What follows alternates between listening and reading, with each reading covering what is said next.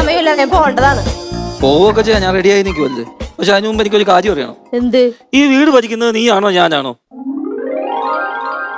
എന്താ സംശയം? ഞാൻ തന്നെ. എനിക്ക് ഒരു സംശയമില്ല. അയൽവക്കക്കാർക്കൊക്കെ ഒന്ന് പറഞ്ഞ് മനസ്സിലാക്കി കൊടുക്കണമല്ലോ. അവരെത്ര പറഞ്ഞിട്ടും വിശ്വസിക്കുന്നില്ല, അത്രേ ഉള്ളൂ. ഇപ്പോഴത്തെ ഡയലോഗ് പറഞ്ഞു കഴിഞ്ഞാ? സാരി മേടിച്ചാ? മേടിച്ച്. എന്നാ പോയി എടുത്തിട്ട് വാ.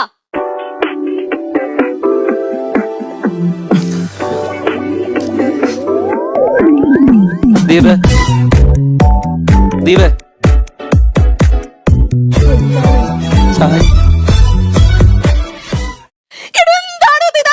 ഈ സാരി കണ്ടോ കുഴപ്പം?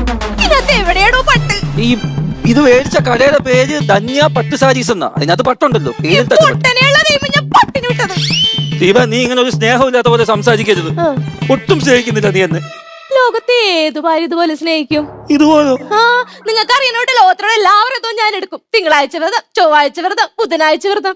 ഇനി എങ്ങനെയാണ് ഞാൻ ഇതേ കൂടുതൽ സ്നേഹിക്കേണ്ടത്? നീ എന്നെ ഒരുപാട് സ്നേഹിക്കാൻ വേണ്ടി ഇത്രയും വ്രതം ഒന്നും ഒരുമിച്ചെടുത്ത് കഷ്ടപ്പെടണ്ട.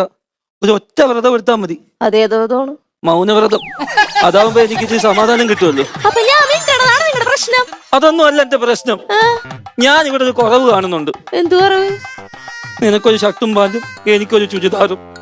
ഭാര്യമാർ ചെയ്യുന്ന എല്ലാ പണി ഈ വീട്ടിൽ ഞാൻ എടുക്കുന്നുണ്ട്. പാത്രം കഴുകുന്നുണ്ട്, മുറ്റമടിക്കുന്നുണ്ട്, അടുക്കള ജോലി ചെയ്യുന്നുണ്ട്. നീ എന്നെ അലക്കാൻ വിടുന്ന എവിടെ? കൊളക്കടവില്.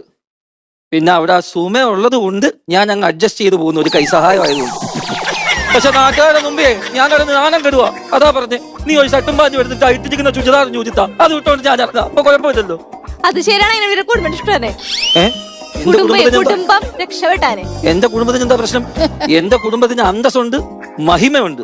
കുടുംബ മഹിമ അപ്പന്റെ ചുമട മരുന്ന് പട്ടിയുടെ കുര നിർത്തണ അണ്ണാക്കിൽ വെച്ചു കൊടുത്ത മനുഷ്യനാണ്. നീ എന്റെ മരിച്ചുപോയ അപ്പനെ പറയാ ദീപേ. നിങ്ങളുടെ അപ്പൻ എങ്ങനെയാണ് മരിച്ചത്? അപ്പൻ മനുഷ്യത്വം ഇച്ചിരി കൂടിപ്പോയത് കൊണ്ട് മരിച്ചു പോയതാ. ഷുഗർ കൂടി മരിച്ച്, പ്രഷർ കൂടി മരിച്ചെന്ന് കേട്ടിട്ടുണ്ട്. ഈ മനുഷ്യത്വം കൂടെ മരിക്കുമാരെങ്കിലും? അതെന്നാന്നറിയാവോ ദീപേ?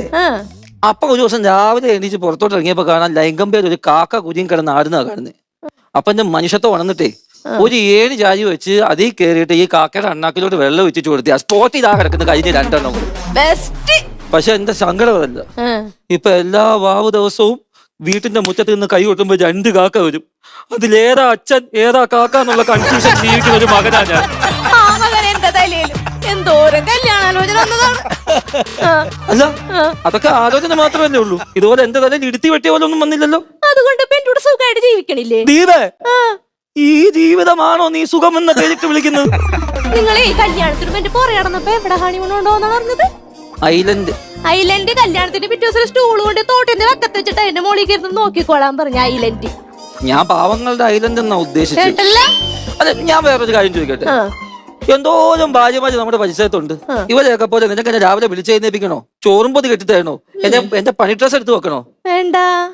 ഇനി പണിയും കഴിഞ്ഞ് മേലുവേദന എടുത്ത് നമ്മൾ വീട്ടിലോട്ട് വന്നു കഴിഞ്ഞാല് പുറം തിരുമണോ? വെള്ളം അനെത്തി തരണോ? എന്തെങ്കിലും ചെയ്യുന്നുണ്ടോ? അതും വേണ്ട. എന്നാത്? നിങ്ങക്ക് പണിക്കാൻ പറ്റാത്തോണ്ട്. നിന്നെ ഇത്രയും ബുദ്ധിമുട്ടിന്ന് ഒഴിവാക്കാൻ വേണ്ടിയാണ് ഞാൻ മനഃപൂർവ്വം പണിക്ക് പോവാത്തത്. ഇങ്ങനത്തെ ഒരു പീസി ലോകത്ത് വേറെ എങ്ങോട്ടാവൂല. തന്നെ കുഴുത്തു നിന്നത് മതിയാ. സാരി വേച്ചുണ്ടാ? സാരിക്കുള്ള കുഴപ്പമൊക്കെ ഇപ്പൊ അങ്ങ് മാറി. നിങ്ങളെ കൊണ്ട് ഇതേ പറ്റുള്ളൂ. കഷ്ടം.